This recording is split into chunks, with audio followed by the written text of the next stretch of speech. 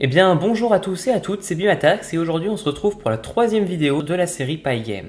Dans cette vidéo nous allons voir comment déplacer le cube que nous avons créé dans la vidéo précédente. La première chose que nous allons faire va être de réorganiser notre code.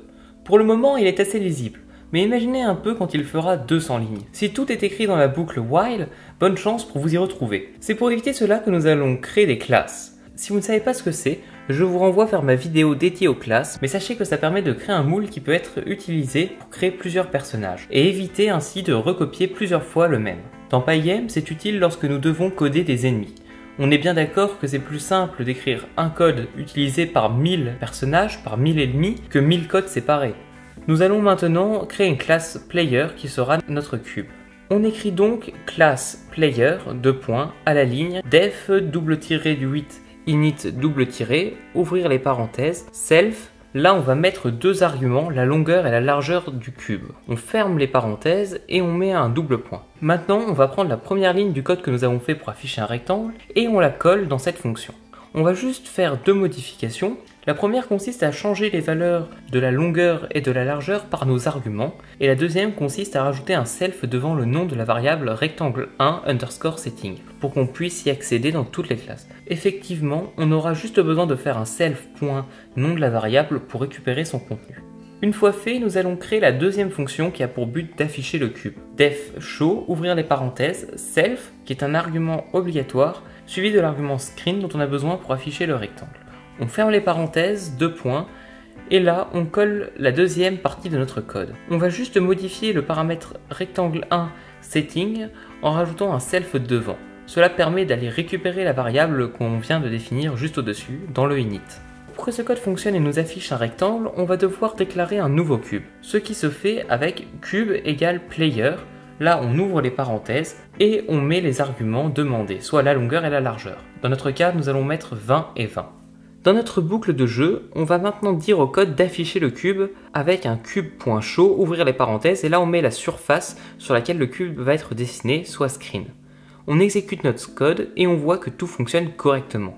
Bien, on va pouvoir commencer à déplacer le cube.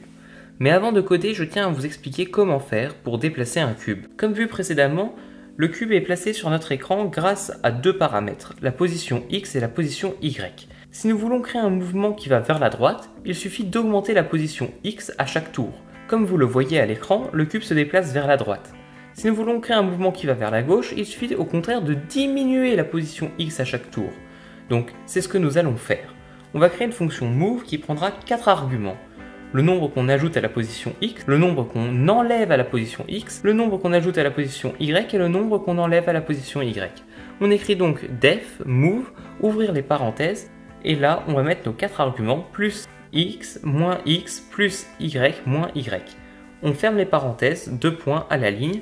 Maintenant on va s'occuper d'ajouter à la position X le nombre plus X. Pour ce faire, on va récupérer la position X qui est contenue dans la variable rectangle1 setting, avec un self.rectangle1 setting.x et on fait un plus égal plus x. On code maintenant le moins x. Donc pareil que précédemment, on va faire un self.rectangle1 settings moins égal moins x. On code ensuite de la même façon le plus et le moins y. Bon, là vous vous dites sûrement c'est bien, mais comment je fais pour attribuer les valeurs au plus x, moins y, etc. Eh bien, pour faire cela, nous allons d'abord devoir définir les variables plus x, etc. Donc on écrit donc avant notre boucle while, plus x égale 0, moins x égale 0, plus y égale 0, moins y égale 0. Ensuite, nous allons nous placer dans la partie événement de notre code.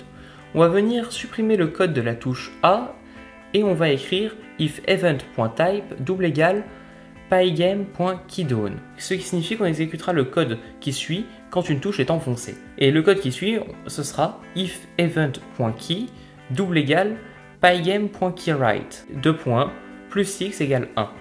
Ce qui signifie que quand la touche concernée est la flèche de droite, on vient mettre la variable plus x à 1. On code ensuite la variable moins x. Donc if event.key == pygame.keyLeft, moins x égale 1. Et puis on fait pareil avec les y.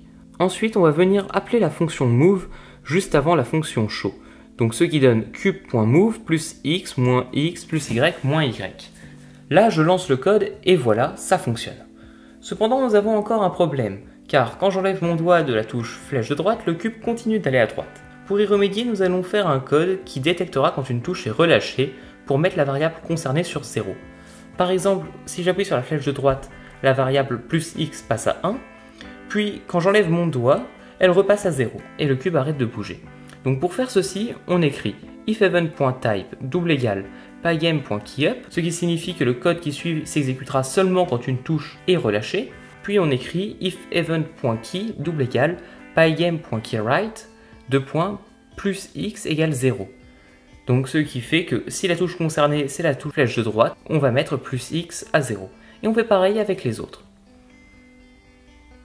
Maintenant je lance le code et ça fonctionne, donc c'est super. Cependant vous avez peut-être remarqué qu'on a un grand nombre de variables et je vous montrerai dans le prochain tutoriel comment faire pour réduire ces 4 variables en une liste de 2 éléments seulement. Donc sur ce tuto est terminé, j'espère qu'il vous a plu. Si vous avez des questions, vous pouvez me les poser via mail, Discord ou les commentaires. C'était BIMATAX, allez salut!